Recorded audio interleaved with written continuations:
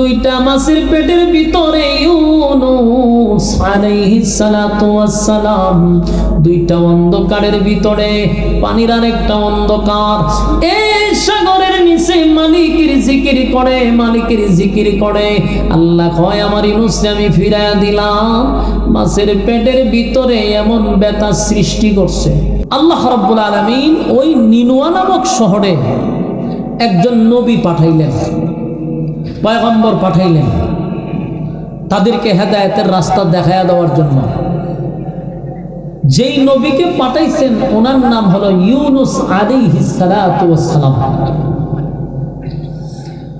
উনি এই নিনুয়া নামক শহরে দাওয়াত দিছে প্রায় 40 বছর। জোরে কোন কত বছর? টানা 40 বছর দাওয়াত দিছে। কিন্তু আশ্চর্যের বিষয় হলো 40টা বছরের ভিতরে একটা মানুষও কালেমা পড়ে নাই। ইন্না লিল্লাহি। কত বছর? 40 বছর স্বয়ং আল্লাহর নবী হইয়া দাওয়াত দিল, একটা মানুষও কালেমা পড়ে নাই। তো শুধু কালেমা পড়ে নাই এতটুকু শেষ না, উনি যে একত্ববাদী খোদার দাওয়াত দিতে মানুষের কাছে গেছে, ওনারে মারধর করছে, গালমন্দ করছে, বাধা দিছে, নির্যাতন উনি টানা সহ্য করছে 40 বছর। কথাগুলি একটু মনোযোগ দিয়ে শুনলে ভালো লাগবে। তো 40 বছর দাওয়াত দিয়ে একটা মানুষও কালেমা পড়াইতে পারলো না। তো আল্লাহর কাছে একদিন বলছে, আল্লাহ 1-2 দিন না তো 40টা বছর আমি আপনার কালেমার দাওয়াত দিলাম, আমার মারছে, এই অভিযোগ আমি নাই করলাম। যতদিন গেছি আমার তারা মারধর করছে, রক্তাক্ত করছে, গালি দিছে, পাগল বলছে। তাও আমার দুঃখ ছিল না যদি কেউ কালেমা পড়তো। আল্লাহ এই দিয়ে গালিও দেয়, মারেও, কালেমাও পড়ে না। দাওয়াত তো দিলাম আল্লাহ 40 বছর, এখন আমি কি করব? আল্লাহ রাব্বুল আলামিন তখন ইউনূস নবীরে বলল, এদেরকে আপনি গজবের ভয় দেখান, বলেন যে গজব আসতেছে। ইউনূস নবী সবার সামনে গিয়ে বলে, কয়ো সামনে কিন্তু গজব আইব, তোমরা যে কালেমা পড়ো না, উল্টা যে আমার মারধর করো, আল্লাহ কইছে তোমরা গজব দিয়া ধ্বংস করবো। বলুন তো এই কথা বলার পরে এরা ভয় পাওয়ার কথা না? মুটেও ভয় পায় না। উল্টা ইউনূস নবীরে বলে যে গজব দিয়ে আসবে কখন, দিন তারিখ ঠিক করছেন নি? নাউজুবিল্লাহ বলতেন না? চিন্তা করেনি তা কত খারাপ। গজবের ভয় দেখাইছে গজব পাইবার কথা, কিন্তু গজবের ভয় তো পাই নাই, উল্টা কয় গজব কখন আসবে, কত তারিখে আসবে, দিন তারিখ ঠিক হয়েছে নি? ইউনূস নবী কয়, না, আমার তো আল্লাহ দিন তারিখ ঠিক করে দিছে না। তখন তারা হাসি তামসা শুরু করছে, গালমন্দ শুরু করছে। ইউনূস নবী আশ্চর্য হয়েছে, আল্লাহ এটা কোন জাতির কাছে আমার পাঠাইছে? গজবের ভয় দেখায়, আর গজবের ভয় পাইবার কথা, কিন্তু এটি ভয়ও পায় না। আল্লাহর কাছে দোয়া করছে, আল্লাহ এইগুলো মারাত্মক তেরা জাতি, এরা আমার কাছে এখন বলে আপনি গজবের দিন তারিখ ঠিক করে দিতেন। আল্লাহ এই কথা কইছে, বলো হ, যাও গিয়া বলো আগামী 3 দিন 3 রাতের ভিতরে আমি গজব দিব। কয়দিন, কয় রাতের ভিতরে? 3 দিন 3 রাতের ভিতরে আমি গজব দিব, এদেরকে বলে দাও। এবার ইউনূস নবী গিয়া খুব সাহসের সাথে বলল, 40টা বছর খালি আমরা মারছস, দাওয়াত তো গ্রহণ করস নাই, হাসি তামসা করছস, এখন মজা বুঝবি। তো কি হয়েছে? আগামী 3 দিন 3 রাতের ভিতরে গজব আসবে, তোরারে হমানে ধ্বংস করবো। এখনো বলা আছে। এরা কয় অসুবিধা নাই, আমরা অপেক্ষায় আছি, 3 দিন তো অনেক দেরি আছে, আপনার আল্লাহর এখন টাইম মতো গজব পাঠাইয়া দিত। নাউজুবিল্লাহ। ইউনূস নবী না, এই জাতি আর পরিবর্তন হবে না। উনি করলো কি, গজবের কথা বইলা ওনার স্ত্রী আর 2টা সন্তান নিয়া উনি এই শহর থেকে আরেক শহরে চলে গেছে। তো নিনুয়া নামক শহরের মানুষ প্রায় 4 লক্ষ 4.5 লক্ষ মানুষ। এদের মধ্যে কিছু মানুষ আছে একটু বুঝে, সর্দারি করে অথবা মাতব্বরি করে, এরকম কিছু লোক থাকে না সমাজের মধ্যে। তো মাতব্বর টাইপের কিছু লোকরা বলল, এই দিনুয়া নামক শহরের মানুষ, ইউনুস আমাদেরকে কালেমার দাওয়াত দিছে, একত্ববাদী খোদার দাওয়াত দিছে 40 বছর। আমরা কেউ তার কালেমা গ্রহণ করি নাই, উল্টা তারে মারছি, রক্তাক্ত করছি, গালি দিছি, বাড়িতে হামলা করছি। কোনোদিন প্রতিবাদ করে নাই, কোনোদিন আমাদের সাথে হাতাহাতিও হয় নাই, চক্রাঙ্গানিও হয় নাই। গজব আসবে বলছে, কিন্তু কোনোদিন গজবের দিন তারিখ ঠিক করে নাই। কিন্তু গতকালকে সে গজবের দিন তারিখ ঠিক করে আমাদেরকে বলে দিছে। এখন আমরা যে হাসি তামসা উল্লাস করতেছি, একটাবার চিন্তা করা দরকার, যদি গজব আইসাই পড়ে তখন আমাদের কি করণীয়। এদের মধ্যে একজন দাঁড়ায়া বলে, আমি অতীতের ইতিহাস কিছু পড়ছি। বলে কি পড়ছস? হয় আমি দেখছি অন্যান্য নবীদের যুগে গজবের দিন তারিখ ঠিক কইরা বইলা দিয়া তারা ওই এলাকায় থাকে না, এলাকা ছাইরা দূরে চলে যায়। তো তোমরা যদি ইউনুস নবীরে বাড়িতে গিয়া পাও, 100% গজব আসবে না। আর যদি বাড়িতে গিয়া না পাও, ও 100% গজব আসবে। কথা কি আমার বুঝতেছে? এরা কথা ঠিক, এটা একটা ব্যবস্থা নিতে হইব। তো একটা টিম পাঠাইছে, ইউনুস নবীর বাড়িতে গিয়া দেখে ইউনুস নবী নাই। গ্রামে তো গাইছে, থানায় তো গাইছে, শহরে তো গাইছে, কোথাও ইউনুস নবী নাই। এখন ভিতরে সিফা মারছিনি, কাম বালাইছে। ইউনুস নবী বাড়িতে নাই, তার মানে 100% গজব আসবে রে। আমরা রে কে বাঁচাইব? যদি থাকতো বুঝতাম গজব আসবে না, কিন্তু উনি তো নাই এলাকায়। 2 দিন গেছে, আর আছে কয়দিন? 1 দিন। এরা খালি বয়ে বয়ে চিন্তা করে যদি আইসা পড়ে, যদি গজব আইসা পড়ে। 3 দিন হয়ে গেছে। সকালবেলা ঘুম থেকে উঠা দেখে আকাশের কালার পরিবর্তন হয়ে গেছে। কথা কি আমার বুঝতেছেন সবাই? এখন আকাশ হলো সবুজ, পুরাটা আকাশ এমন কালো হয়েছে যা অতীতে এরকম কালো আর কোনোদিন দেখে নাই। শুধু কালোই হয় নাই, সকাল থেকে একটা আওয়াজ, মানে আওয়াজটা হইতেছে, যত সময় যায় একটু বাড়তেছে। একদিকে নতুন আওয়াজ বিকট, অন্যদিকে আকাশ কালো হয়ে গেছে। নিনুয়া নামক শহরের মানুষকে আমরা গজব দেখছি, কিছুক্ষণ পরে গজব আসবে। তাহলে আমাদের ইউনুস যে আমাদেরকে সতর্ক করছিল, এটাই বাস্তবায়ন হইল। এতক্ষণে ওনারা বুঝতে পারছে যে উনি আল্লাহর পয়গম্বর ছিল, উনি নবী ছিল। আমরা ওনাকে রক্তাক্ত করছি, মারধর করছি, গালমন্দ করছি। আজকে ঠিকই গজব আমাদের মাথার উপরে। এখন আমাদেরকে কে বাঁচাবে? এখন এরা কান্না শুরু করছে, হায় রে, যদি ইউনুস নবী থাকতো তো বাড়িতে গিয়ে ভাওয়া তো ধরতাম, ওনার কাছে মাপ চাইতাম, আমরা ওনার কালেমা পড়তাম। কিন্তু এখন তো আমরা ইউনুস নবী ভালো হয়ে গেছে, এখন আমাদের কি উপায় হবে? তো এদের মধ্যে কিছু লোক কয়, হুন ইউনুস নবীরে তালাশ করে এখন আর কোনো লাভ হবে না, অনর্থক সময় নষ্ট করে লাভ নাই। আমরা নিজেরা চেষ্টা করতে থাকি কি করা যায়। কারণ আমরা যেই পরিমাণ খাম, কু খাম, দিনের খাম, রাত্রের খাম করছি, গজব তো আসবেই। জমিনে কখন গজব আসে? যখন জমিনে পাপ বেশি হয়। আপনারা আমার ভাষা বুঝুননি? বলুন, গজব কখন আসে? জমিনে যখন পাপ বেড়ে যায়। ভূমিকম্প দেখছেন নি কয়েকদিন আগে?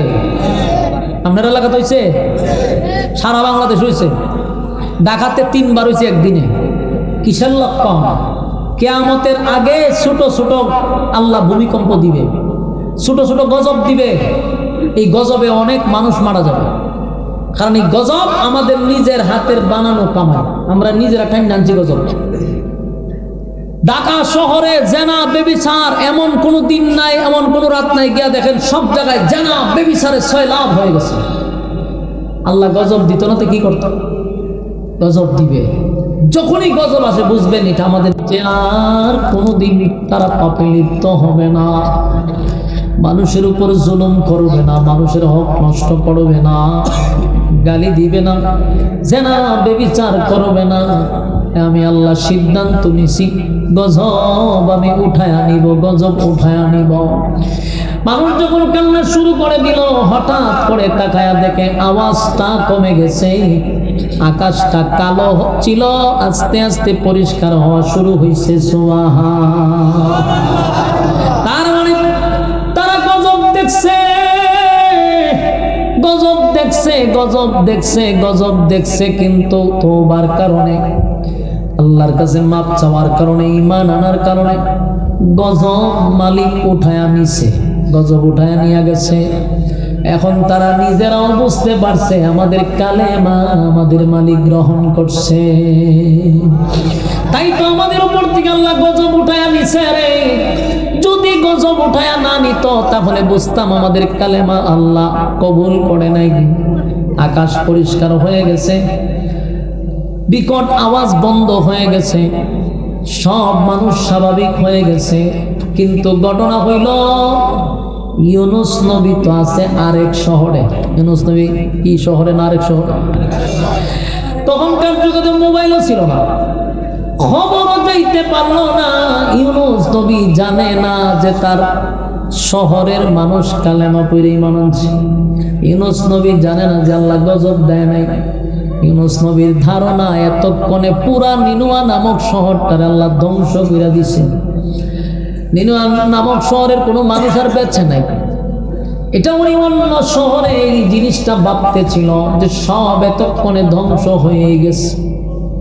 কারণ ইউনুস নবী তো আর গায়েব জানতেন না। না গায়েব জানতো? এই নবীরা গায়েব জানতো না?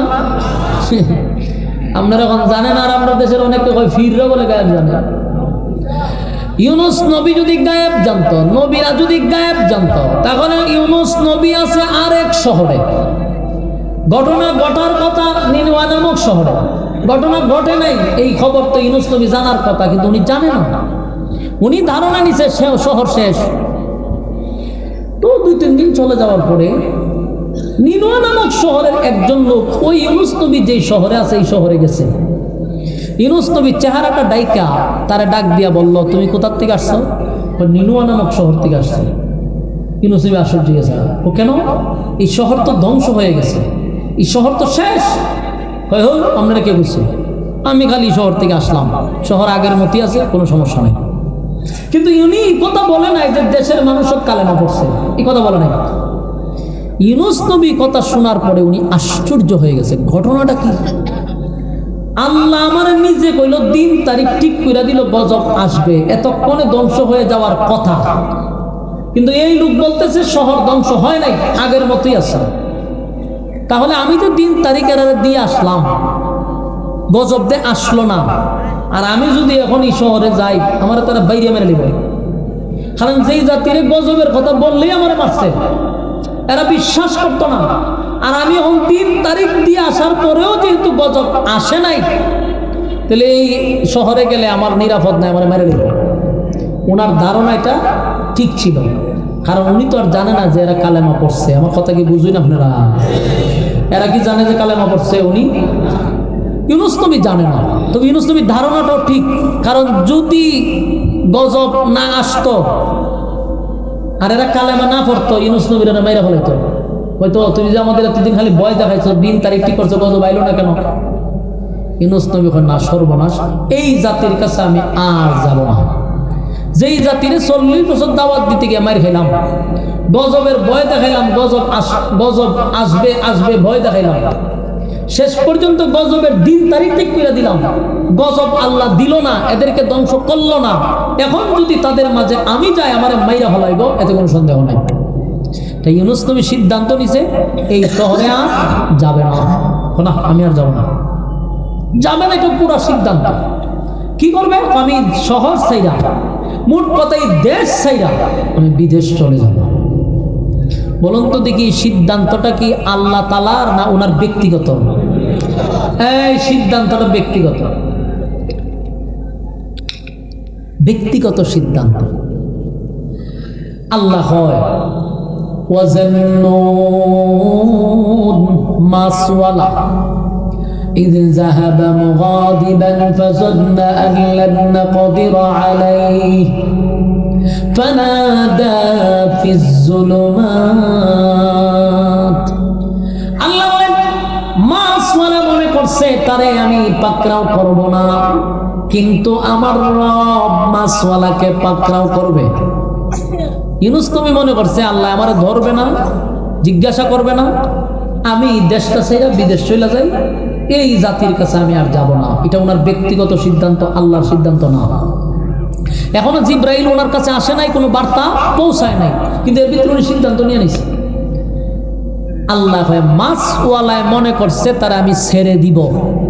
ওইখান থেকে মাছওয়ালার ঘটনা মনোযোগ দিয়ে শুনলেন। এখনো ঘটনা শুরু হয়েছে না, ঘটনা আরো সামনে, কিন্তু মাছওয়ালার ঘটনা আল্লাহ বর্ণনা করছে। আল্লাহ বলে মাছওয়ালা মনে করছে আমি তারে পাকড়াও করব না, কিন্তু মাছওয়ালাকেও আল্লাহ ছেড়ে দেয় নাই, ধরছে। মাছওয়ালা করছে কি, ইউনূস নবী তার 1-2 ছেলে আর ওনার স্ত্রী 3 জন আর উনি একজন 4 জন লইয়া দেশ ছাইরা বিদেশ যাবে সিদ্ধান্ত নিয়ে নিছে, রওনা দিয়ে দিছে।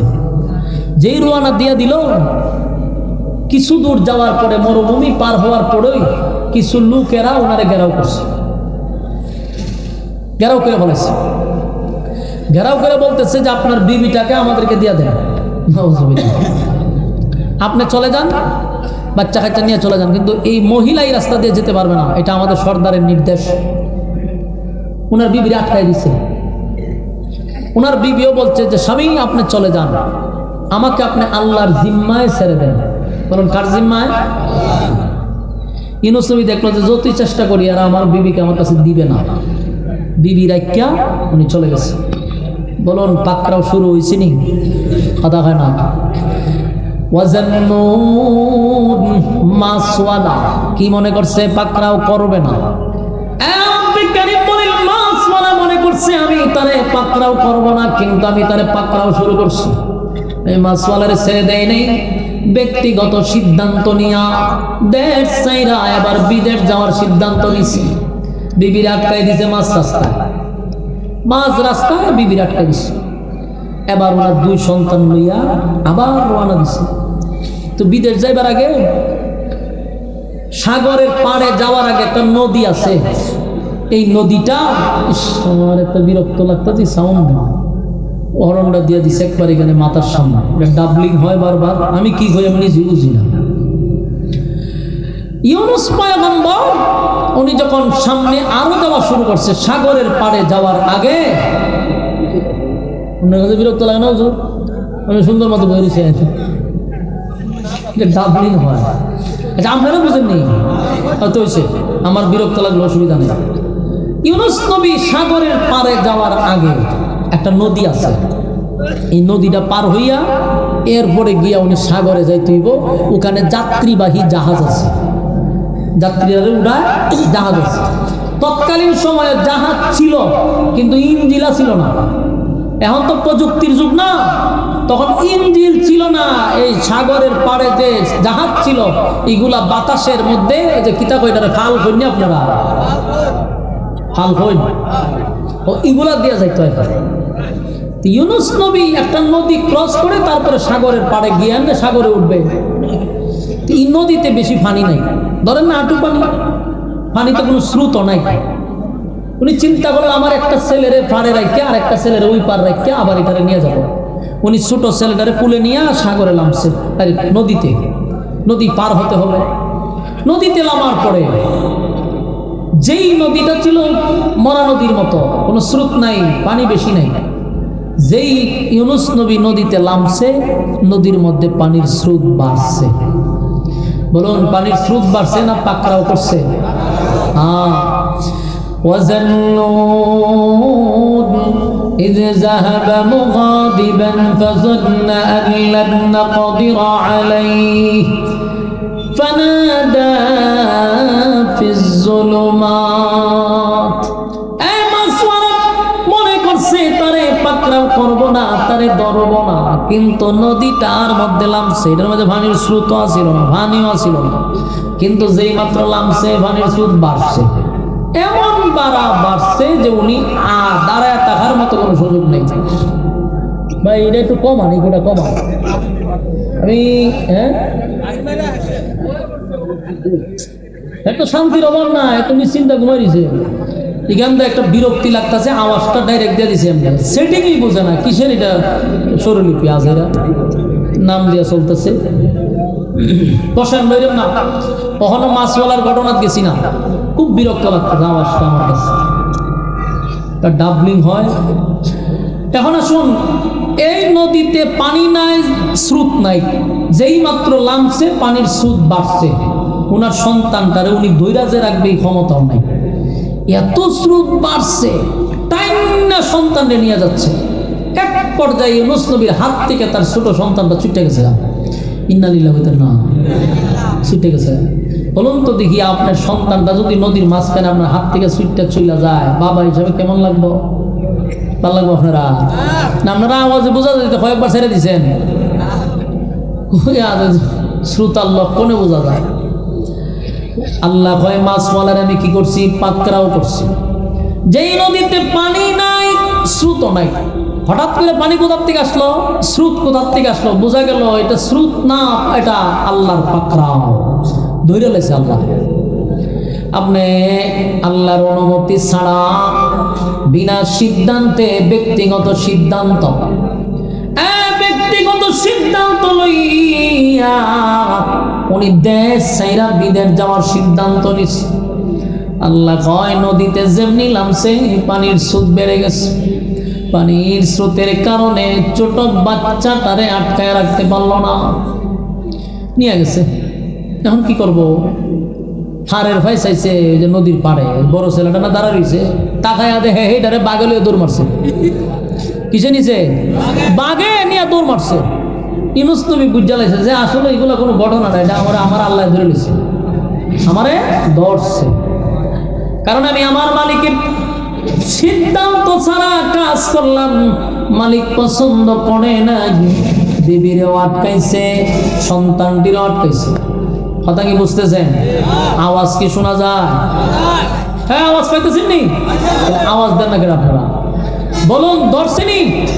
পাকড়াও করছে। বড়টা রলে গেছে বাঘে, শুরুটা রলে গেছে ভানিয়ে, বউরা আটকালিছে রাস্তার মাঝখানে। শেষ নিয়ে ওনার সর্বদিক দিয়ে ওনারে ধরছে। এরপর উনি সিদ্ধান্ত অটল, দেশ ছেড়ে দিল। সব হারাইয়া মন খারাপ তো নদী ফাইরিছে, বাইরে সাগরের ফারকে দাঁড়াইছে। দাঁড়াইয়া দেখে এটা একটা জাহাজ, যাত্রীবাহী, এটার ভিতরে গিয়ে উঠছে। উঠার পরে মনটা খারাপ না, স্ত্রী সন্তান হারাইয়া পয়গম্বর মনটা খারাপ নিয়ে বসে রয়েছে। যাত্রীবাহী জাহাজ যখন পুরাটাই বুকিং হয়েছে, এরা দিছে সাইডা, বিদেশের উদ্দেশ্যে রওনা। জাহাজ তো তার গতিতে চলতেছে, কিন্তু ঘটনা হইল সাগরের মাঝখানে আইসা এখন আর জাহাজ আর যায় না, জায়গা ঘুরে, এক জায়গাতেই ঘুরে। কথা কি বুঝতেছে? ঘুরে না, পাকড়াও করছে। ইউনূস নবী তাকায়া দেখে জাহাজের সামনে যায় না রে, এটা খালি জায়গা তুই ঘুরে। এখন জাহাজের সমস্ত মানুষ কান্নার রোল পড়ে গেছে। হায় হায়, আমাদের জীবন এখানেই শেষ হবে, এটা আমাদের তো জানা ছিল না।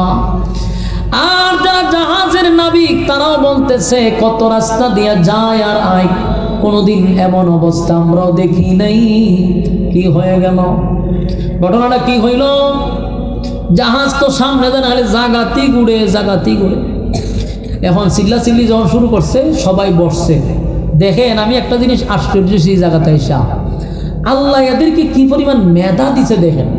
এখন তো আমরা যা করিল প্রযুক্তির কারণে, আর তৎকালীন মানুষের আল্লাহ এমন মেধা দিছিল, এরা মেধা দিয়ে অনেক কিছু বলতে পারতো, বাইর করে নিতে পারতো। এরা তাৎক্ষণিক এটার ভিতরে বৈঠকে বসছে যে ঘটনাটা কি, কিসের জন্য এটা জাগাত ঘুরে, এটার একটা ব্যবস্থা তো বের করতেই হবে।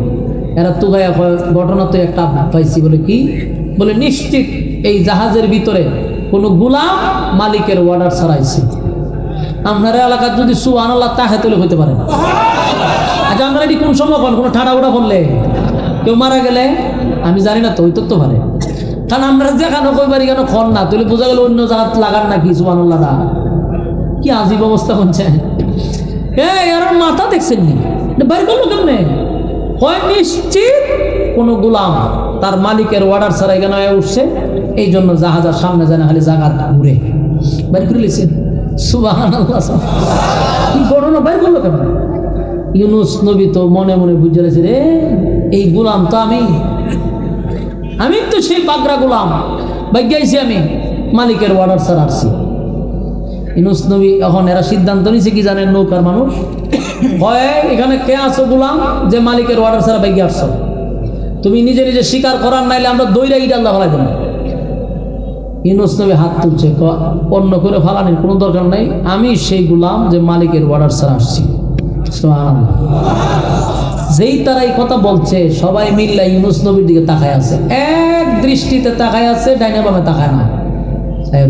ঘটনা কি জানেন, এরা দিককে ওনার আশ্চর্য গেছে, এত সুন্দর লোক, কারণ উনি তো নবী, নবীদের চেহারা কি সবার মতো? আল্লাহ যেই যুগে যেই নবী পাঠায় ওনার চেয়ে সুন্দর আর কাউরে বানায় না।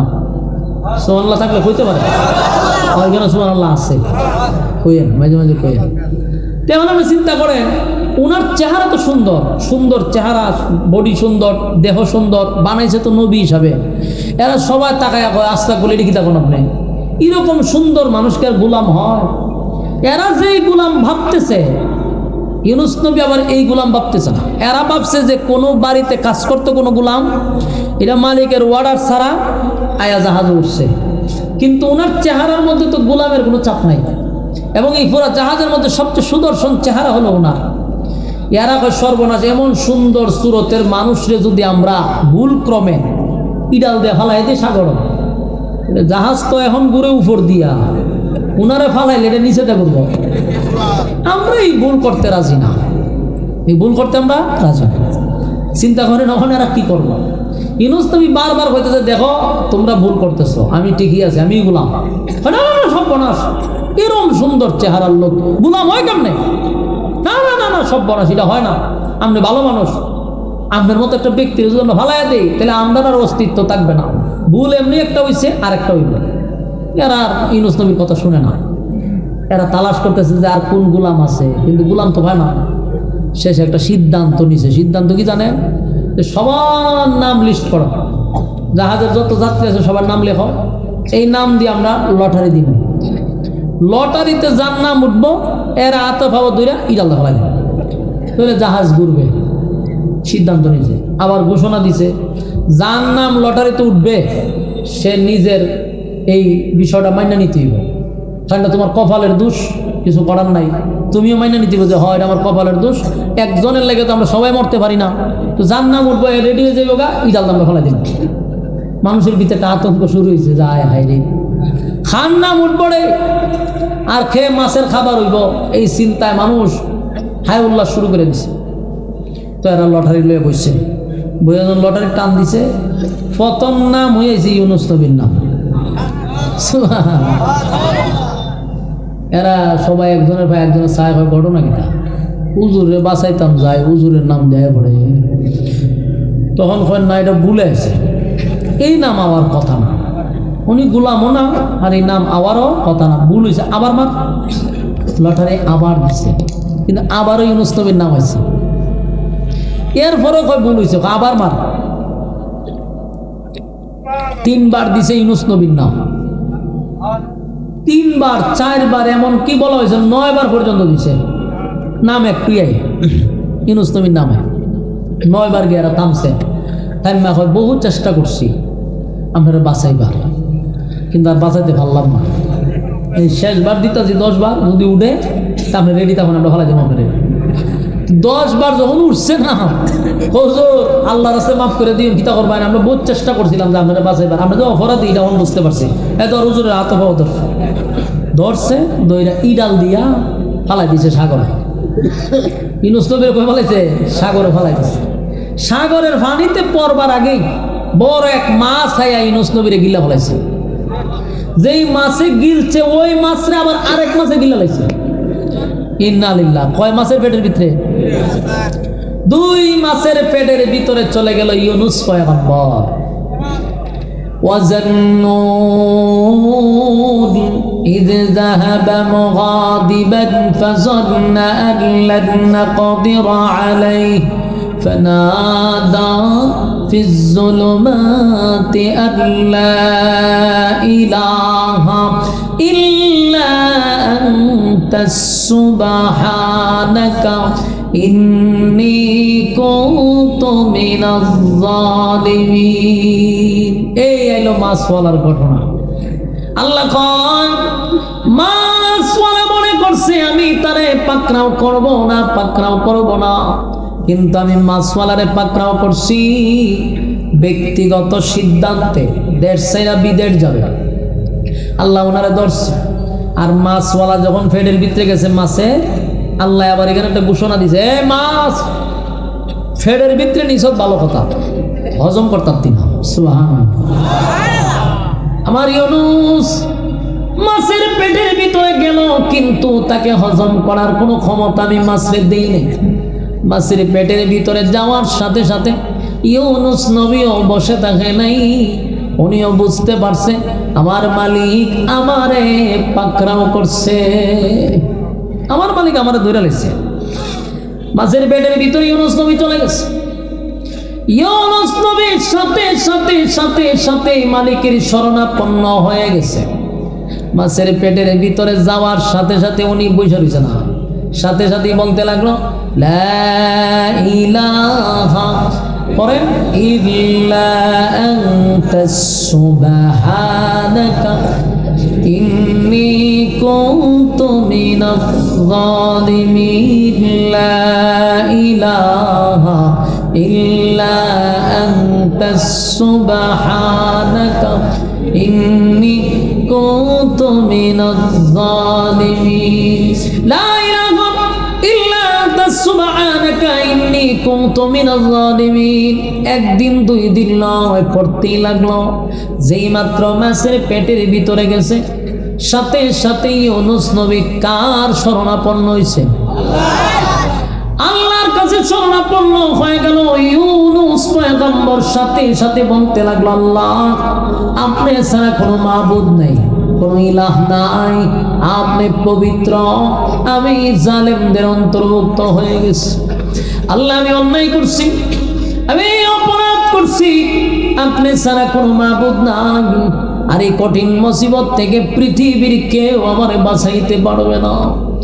আমি মাছের পেটের ভিতরে চলে আসছি, কেউ জানে না, আমারে কেউ বাঁচাইতেও পারবে না। আল্লাহ আপনি ছাড়া কোনো উপায় নেই, আপনি ছাড়া কোনো মাবুদ নেই। আল্লাহ আপনি পবিত্র, আল্লাহ আমি জালেমদের অন্তর্ভুক্ত, মেহেরবানি করে গো আপনি আমারে হেফাজত করেন। শুরু করছে একদিন দুই দিন নয়, মাছের পেটের ভিতরে টানা 40 দিন। কয়দিন? কথা হয় না। এখন উনি মাছের পেটের ভিতরে গিয়া ঢুকি গেছে, মা গো বাবা গো চিল্লা দিছে, কি কইছে? শুরুতেই আল্লাহর শরণাপন্ন হয়ে গেছে। এখান থেকে আমাদের একটা শিক্ষা নেওয়া দরকার। আমরা মুসিবতে বললে বাবারে ডাক মারি, মারে ডাক দেয়, নাহলে ভিড়রে ডাক দেয়, নাহলে ল্যাংটারে ডাক দেয়, নাহলে জড়ারে ডাক দেয়, ঠিক নেই? এই ল্যাংটা জড়া বাদ দিয়া শরণাপন্ন হইতে হবে আল্লাহ। মুসিবতে পড়লে আল্লাহ শরণাপন্ন হইতে হবে। আপনি যে মনে করেন মুসিবতে পড়ছেন না, আল্লাহরে না ডাক দিয়ে বাবারে ডাক দিয়েছেন, না বাপ না ঘুমাও, তাই তো 2টার সময় বিপদে পড়ছেন, এখন ডাক দিলে কি বাপ উঠবো নি? কই আছে? ঘুমায় গেছে। আর আল্লাহ বলেন 24টা ঘন্টার একটা সেকেন্ড আমার ঘুম নেই। আল্লাহর কি ঘুম আসেনি মনে করো? তন্দ্রা আসেনি? ঘুমও নাই, তন্দ্রাও নাই। লা তাখুযুহু সিনাতুন ওয়ালা নাওম। আল্লাহ বলেন আমার ঘুমও নাই, আমার তন্দ্রাও নাই। সুবহানাল্লাহ। শরণাপন্ন হইতেই আল্লাহ। ইউনুস নবীর সাথে সাথে ডাইন বাম নাই, ডাইরেক্ট আল্লাহর উপরে শোনো, আল্লাহ আপনি স্যার আর আমার উপায় নেই, আল্লাহ আপনি স্যার আর উপায় নেই। যেমন আমরা অনেক সময় দেখছেন না, কই লাই লাইলা তো জনে জনে বিল্লাহ, এটার অর্থ হইল আল্লাহ আপনি স্যার উপায় নেই, আল্লাহ আপনি স্যার আর কোনো উপায় নেই। ইদানিং মানুষ বিপদে বললে ঠিকই কয় আল্লাহ আপনি ছাড়া কোনো উপায় নাই। ইউনুস নবীও মাছের পেটের ভিতরে গিয়ে আল্লাহরে ডাকা শুরু করছে। মাছের পেটের ভিতরে ইউনুস নবীর কি ঘটনার ভিতরে আরেকটা ঘটনা পাইছে। একদিন দুই দিন নয়, মাছের পেটের ভিতরে উনি ছিলেন প্রায় 40 দিন। 40 দিন এই সূরা, এই আয়াতটা লা ইলাহা ইল্লা আনতা সুবহানাকা ইন্নী ইন্নী কুনতু মিনাজ জালিমিন। এই সূরা পড়ছে রে, এই আয়াতটা পড়তে ছিল সূরা ইউনূস। এই ইউনূস আলাইহিস সালাতু ওয়াস সালাম দোয়া ইউনূস নামে এই সূরাটা, এই আয়াতটা পরিচিত। আমরাও মুসিবতে পড়লে কই দোয়া ইউনূস পড়ো। ইউনূস নবী পড়তে লাগলেন। আল্লাহ রাব্বুল আলামিন বলেন, ইউনূস আমারে একদিন 2 দিন না 40 দিন পর্যন্ত ইউনূস আলাইহিস সালাতু ওয়াস সালাম একই কথা বললেন, আল্লাহ আপনি ছাড়া উপায় নাই, আপনি আমাকে বাঁচান, আল্লাহ আপনি ছাড়া কোনো উপায় নাই, আল্লাহ আপনি এক অদ্বিতীয়, আপনার কোনো শরীক নাই, আল্লাহ আপনি পবিত্র, আমি জালেমদের অন্তর্ভুক্ত। দোয়া করতেছি। আল্লাহ বলেন, আমি ইউনূসের দোয়া শুনছি, ইউনূস আমার কাছে সাহায্য চাইছে, আমি ইউনূসের কথা শুনছি। শুধু তাই নয়, কঠিন থেকে কঠিন মুসিবত থেকে আমি তার উদ্ধার করছি। সুবহানাল্লাহ। আল্লাহ বলেন, ফাস্তাজাবনা লাহু ওয়া নাজ্জাইনাহু মিনাল গাম। আল্লাহ বলেন, আমি ইউনূস রে শুধু তার ডাক শুনছি এমনটা না, তার আমি অক্ষত অবস্থায়, আমি তার সুস্থ অবস্থায় ফিরাইয়া দিছি। সুবহানাল্লাহ। আমার ফুলবাড়িয়ার ভাইয়েরা, আমি আপনাদের কাছে জানতে চাই, মাছের পেটের ভিতরে গেলে কি কেউ বাঁচে? সাপে খাইলে কেউ বাঁচে? বাঘে খাইলে বাঁচে? আল্লাহ অসম্ভবটাকে সম্ভব করে দিলেন। মালিক চাইলে যে পারে রে, 2টা মাছের পেটের ভিতরে ইউনূস আলাইহিস সালাতু ওয়াস সালাম, 2টা অন্ধকারের ভিতরে, পানির আরেকটা অন্ধকার, এই সাগরের নিচে মালিকের জিকির করে, মালিকের জিকির করে। আল্লাহ কয়, আমার ইউনূসকে আমি ফিরাইয়া দিলাম। মাছের পেটের ভিতরে এমন ব্যথা সৃষ্টি করছে, মাছের ব্যথার কারণে আল্লাহ বলেন, মাছের পেটের ভিতরে ব্যথা সৃষ্টি করে দিয়েছে। ব্যথার কারণে মাছ সাগরের তলদেশ থেকে দৌড়াই আসছে, ফাড়ের মধ্যে উগলাইয়া ছেড়ে দিছে। সুবহানাল্লাহ। উগলাইয়া দিছে সাইরা। ইউনূস নবী সশরীরে, মানে সুস্থ, কোনো ধরনের অসুস্থ না, উনি আয়া জমিন দাঁড়াইছে। কিন্তু প্রশ্ন হইল, মাছের পেটের ভিতরে যদি একটা মানুষ থাকে, শ্বাস প্রশ্বাস বাতাস তো পায় নাই, যার জন্য উনি 40 দিন থাকার কারণে কিছু দুর্বলতা ওনার মধ্যে ছিল, উঠতে পারছেন না, দাঁড়াইতে পারতেছেন না। উনি একটা জায়গায় শুয়ে আছে, মরুভূমির বালুর মধ্যে শুয়ে রয়েছে, নদীর পাড়ে, সাগরে। আল্লাহ সেখানে 2টা খেজুর গাছের ব্যবস্থা করছে, আশপাশে লতা পাতা দিয়া ডাইকা রাখছে, কারণ এই প্রচন্ড রুদ্র ওনার শরীরে লাগলে কষ্ট হবে, রৌদ্রের যেন কষ্ট না হয়, এই জন্য আল্লাহ এখানে লতা পাতারও ব্যবস্থা করছে। আর 2 খেজুর গাছ দাঁড়ায় রয়েছে, উপর থেকে পাকা পাকা খেজুর ফোড়ে পনিরি খায়। তো সাগরের পানি না তিতা, লবণাক্ত না, তো সাগরের পানি খাইব কেমনে? আল্লাহ ওনাকে মিষ্টি পানির ব্যবস্থা করে দিছে। একদিকে হলো মিষ্টি পানি, অন্যদিকে হইল গিয়া খেজুর খায়। শরীরে আস্তে আস্তে আস্তে আস্তে একটু শক্তি বাড়তেছে, শরীরে আস্তে আস্তে জাগা পাইতেছে। ইউনূস নবী শেখানো মাছের পেটের ভিতরতে বাইরে আল্লাহর কাছে শুকরিয়া আদায় করছে যে আল্লাহ আপনি আমাকে সুস্থতার সাথে ফিরাইয়া দিয়েছেন। কিন্তু ইউনূস নবীর যে আল্লাহ পাকড়াও করছে, এটা ইউনূস নবীর একটা পরীক্ষা স্বরূপ। আল্লাহ মাছের পেটের ভিতরে আছে 40 দিন, এর সামনে ঘটনা আসতেছে। এই পুরা যা কিছু হয়েছে মালিক এটা চাইছিলেন, তাই আল্লাহ ঘটাইছেন, ঠিক না? কিন্তু শরীর তো দুর্বল, খেজুর ফড়ে উনি খায়, খেজুর ফড়ে উনি খায়। হঠাৎ করে মোটামুটি উনি নিজেই বুঝতেছে যে না, শরীরটা জাগাতাইছে, ওইটা খারণে যাইব, খারিল। প্রথমে শুকরিয়া আদায় করছে, কইরা চিন্তা করলো যে আমি যে ভুলটা করছি এখান থেকে আমাকে শুধরাতে হবে। প্রথম কথা হলো, আমি আমার আল্লাহর ওয়ার্ডার ছাড়া, আমি আমার দেশ ছাইরা, উম্মত ছাইরা আমি বিদেশ যাওয়ার সিদ্ধান্ত নিয়েছি। এটা আমার প্রথম ভুল, এটা আমার সিদ্ধান্তটা ভুল ছিল। দেখেন একজন পয়গম্বর তার ভুল স্বীকার করতেছে। কোন দিক থেকে ওনারা ডাকে আল্লাহর পয়গম্বর বইলা। সুবহানাল্লাহ। ইউনূস আলাইহিস আলাইহিসসালাম চিন্তায় পড়ে গেল, একদিন দুই দিন নয়, আমি 40টা বছর কালেমার দাওয়াত দিলাম। 40টা বছর কালেমার দাওয়াত দিছি রে।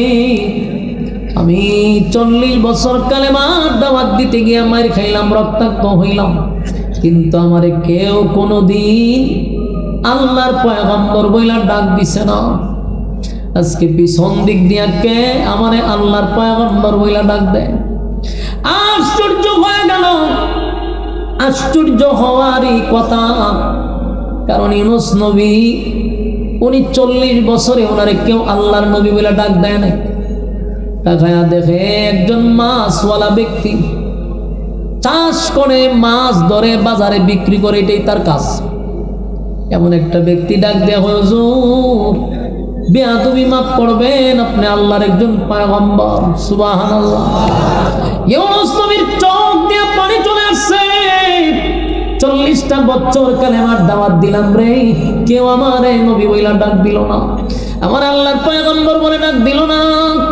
কেমনে জানলি আমি আল্লাহর পাঠানো একজন পয়গম্বর? এই লোকটা, হুজুর আমি জানি না, আমারে জানাইছে। সুবহানাল্লাহ। আমি জানি না, কিন্তু আমারে জানাইছে আপনি আল্লাহর পয়গম্বর। হুজুর একটু আসেন আমার বাড়িতে। ইউনূস নবীরে লইয়া এই লোক তার বাড়িতে গেছে, গিয়ে ইউনূস নবীরে বসাইছে। হুজুর বসেন। বসলো।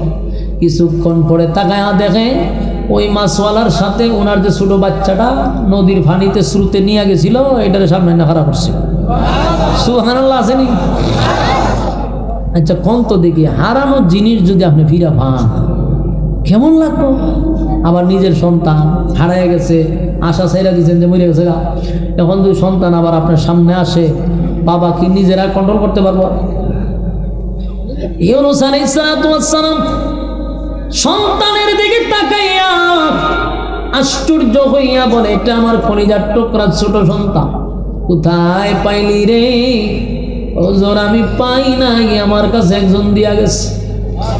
আর বলছে এটা আল্লাহর পয়গম্বরের সন্তান, এই আমানত যেন খেয়ানত না হয় আপনার কাছে পৌঁছায়া দেওয়ার জন্য বলা হয়েছে।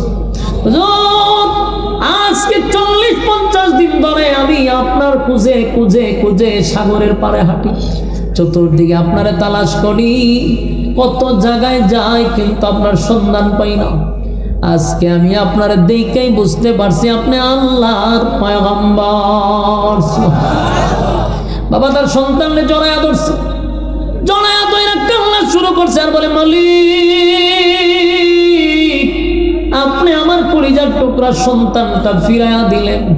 আল্লাহ খুশিতে আনন্দে ইউনূস নবী সেজদায় পড়িয়া মালিকের শুকরিয়া আদায় করতে লাগলো। সুবহানাল্লাহ। সন্তান পাইছে, তো হারানো সন্তান বিরা পাইছে। আবার ওনারে ওই মাছওয়ালা, যিনি মাছ দইরা দইরা বাজারে বিক্রি করে, এই ব্যক্তি আবার নবীরও ডাকছে, তার মানে পয়গম্বর হিসাবে ওনারে ডাক দিছে। এইটার একটা আনন্দ। 40টা বছর কালেমার দাওয়াত দিলাম, কত মায়ের খাইলাম, কত রক্ত ঝরাইলাম, কেউ নবী বলল না। এই লোকটা নবী বইলা ডাক দেয়। ইউনূস নবী মালিকের দরবারে খুশি শুকরিয়া আদায় করে। এবার ছোট সন্তানটারে কোলে নিয়া সামনের দিকে রওনা দিছে। সামনের দিকে যখন রওনা দিল, যেই মাত্র সামনের দিকে রওনা দিছে, এক গ্রাম পাড়ি দিয়ে আরেক গ্রামে গেছে। হঠাৎ করে দেখে পাহাড়ের উচ্চ টিলার থেকে একজন কাঠুরিয়া পিছন দিক দিয়া ডাক দেয়, হয় আল্লাহর পয়গম্বর একটু দাঁড়ান। ইউনূস আলাইহিস সালাম আশ্চর্য হয়ে গেল, পাহাড়ের একজন কাঠুরিয়া আমাকে নবী বলে ডাক দেয় রে। আমি রীতিমতো ইউনূস নবী আশ্চর্য হয়ে গেছে।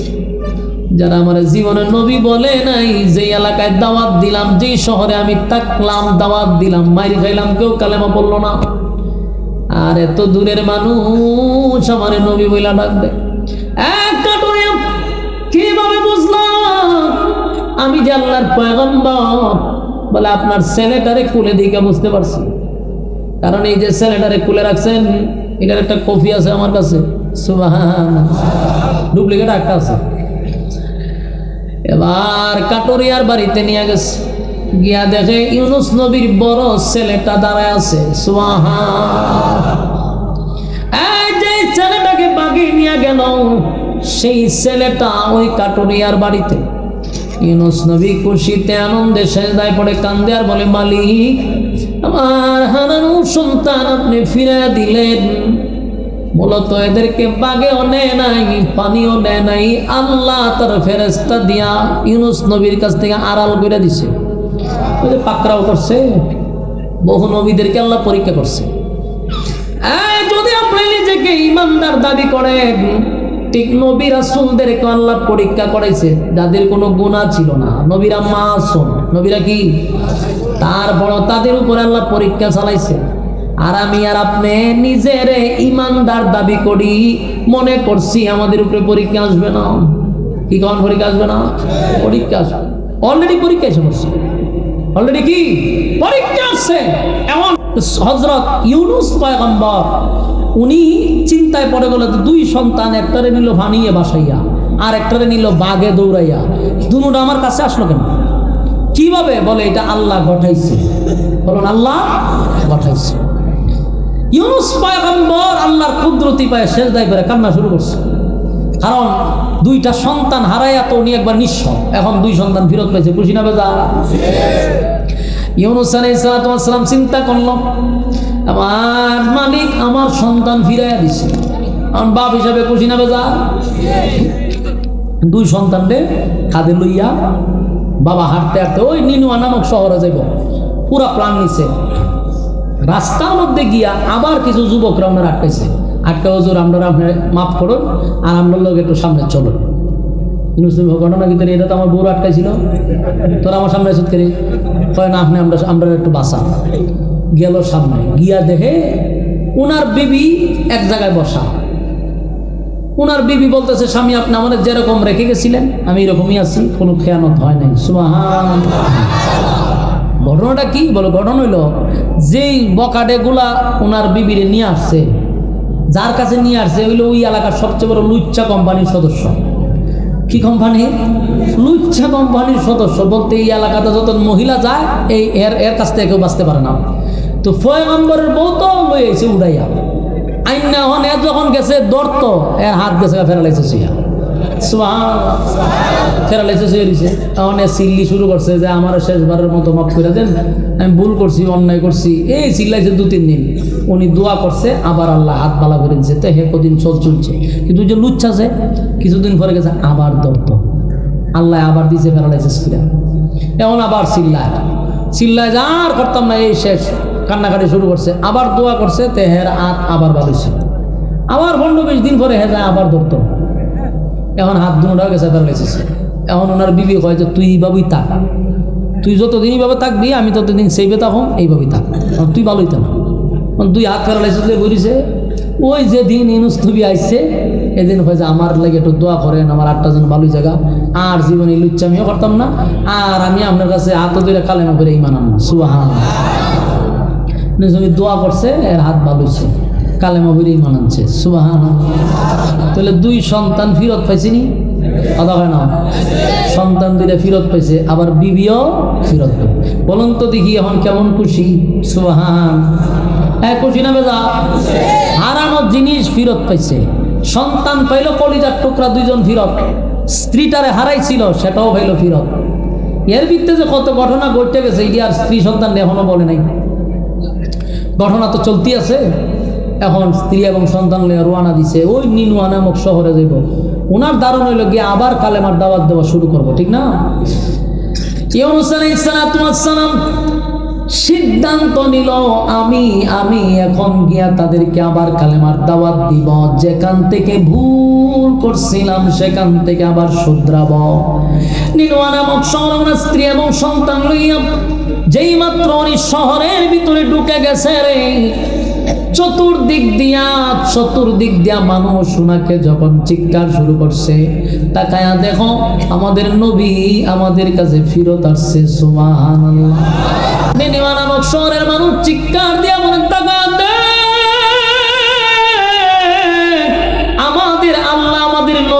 আমাদের কাছে ফিরায়া দিছে রে।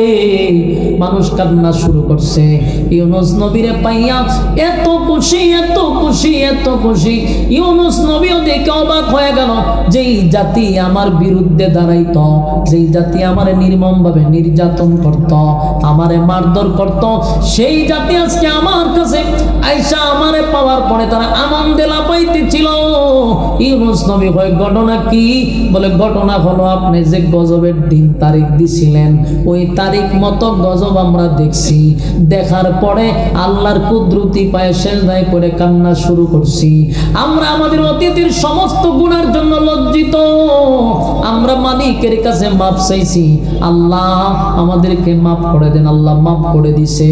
আপনার নবী আপনার উপরে ঈমান আনছি, আপনি একত্ববাদের উপরে ঈমান আনার কথা বলছিলেন, আমরা নিজে নিজে ঈমান আনছি। আর এতদিন ধরে আপনাকে পাগল পাগল পাগল হইয়া আমরা তালাশ করতেছিলাম, কত শহরে গেলাম, কত জায়গায় পাঠাইলাম, ওগো নবীজি আপনাকে আমরা পাই নাই। তবে আজকে আনন্দ, আল্লাহ আমাদের নবীকে আমার কাছে ফিরাইয়া দিছে। নিনুয়া নামক শহরের মানুষ কালেমা পড়ে ঈমান আনলো, তারা তাদের নবী ফিরত পাইল। আমার যুবক ভাইরা, এই যে ইউনুস পয়গম্বরকে আল্লাহ পাকড়াও করলো, এর একটা কারণ হলো ইউনুস নবী আল্লাহর সিদ্ধান্তের বাহিরে ব্যক্তিগত সিদ্ধান্ত নিছে। এরপরে ইউনুস পয়গম্বরকে মাছের পেটের ভিতরে ঢুকাইলো। 40 দিন থাকার পরে ইউনুস নবী আল্লাহ শরণাপন্ন হওয়ার কারণে ওনাকে আল্লাহ সুস্থ অবস্থায় ফিরাইয়া দিছে। কিন্তু এই আয়াতের শেষ অংশে আল্লাহ বলেন, ওয়াকাযালিকা নুজিল মুমিনিন। আল্লাহ রাব্বুল আলামিন বলেন, এই পৃথিবীর মানুষেরা কেউ যদি কোনোদিন মুসিবতে পড়ে রে, বিপদে যদি আপনি আমি পড়ে যাই, বিপদে যদি পড়ে যাই, তাহলে কাউরে ডাক দিব না, বলুন শরণাপন্ন হইব কার? আরো জোরে কার? এই সবাই জুড়ে বলেন কার? এই শরণাপন্ন হইব আল্লাহ। কারণ আল্লাহ বলেন, বান্দারে আমাকে বাদ দিয়া যদি অন্য কারো কাছে চাস, আমি আল্লাহ যে বরদাস্ত করতে পারি না। তাই মুসিবতে পড়লে কাউরে না ডাক দিয়া বলবো, মালিক অন্যায় করছি, অপরাধ করছি, আল্লাহ নিজের মাথায় নিজে কোরাল মারছি, আল্লাহ বুঝতে পারি নাই, আপনার শরণাপন্ন হয়ে গেলাম। আপনার নাম রহমান, আল্লাহ আপনি দয়ালু, আপনি যদি মাফ না করেন বলেন না আমরা কার কাছে যাব? এইভাবে মালিকের কাছে কানতি মিনতি করে মালিকের কাছে যদি শরণাপন্ন হয়ে যায়, আল্লাহ বলেন ওয়াকাযালিকা নুজিল মুমিনিন। আল্লাহ বলেন আমি ওয়াদা দিলাম, এই যুগে যারা এখনো যারা আল্লাহর শরণাপন্ন হবে, এখনো যারা আল্লাহর শরণাপন্ন হয়ে যাবে, আমি আল্লাহ ওয়াদা দিলাম কিয়ামত পর্যন্ত এইভাবেই আমি মুসলমান ইমানদারদেরকে বাঁচাবো। আমার যুবক ভাইরা বলুন, মুসিবতে পড়লে কার কাছে চাইব? আল্লাহর কাছে চাইব। রাতের অন্ধকারে যদি রাতের 2টার সময়, রাতের 3টার সময় যদি মুসিবতে পড়ে যায়, আমরা কোনো পীর ফকির রে যদি ডাক দেই, আমরা যখন ডাক দিব পীর ফকির হয়তো বা ঘুমায়া থাকবে, কিন্তু আল্লাহ বলেন বান্দারে আমি ঘুমাই না, আমার ঘুম নাই, আমার তন্দ্রা নাই। তুই যদি আমি আল্লাহরে গভীর রাতে একবার ডাক দেস, আমি আল্লাহ 70 বার তোর ডাকে সাড়া দিস। আমার যুবক ভাইরা, আজকের পর থেকে সিদ্ধান্ত নিব, আমরা যা কিছুই করব আল্লাহ ছাড়া কারো কাছে মাথা নত করব না। মুসিবতে পড়লে আল্লাহর শরণাপন্ন হইব। কোনো নেতা খেতা দেখার টাইম নাই, বরং আমাদের হেফাজতের দায়িত্ব কার? জুড়ে বলেন কার? আমরা রাজি আছি না নাই? কারা কারা রাজি আছে? আব্দুল্লাহ দেখায় দিন। লিল্লাহে তাকবীর, লিল্লাহে তাকবীর। রাজি আছেন তো ইনশাআল্লাহ? ঈমানের ক্ষেত্রে আমরা সবাই এক। আপনি আওয়ামী লীগ করেন, বিএনপি করেন, জাতীয় পার্টি করেন, জামাত করেন, দেখার সময় নয়। আল্লাহ এবং রাসূলের ক্ষেত্রে আমরা সবাই এক। ঠিক কিনা বলেন? কেউ যদি আমার নবীকে গালি দেয়, কেউ যদি আল্লাহকে গালি দেয়, কসম খোদা দলের গোষ্ঠী কিলায়, আগে আমার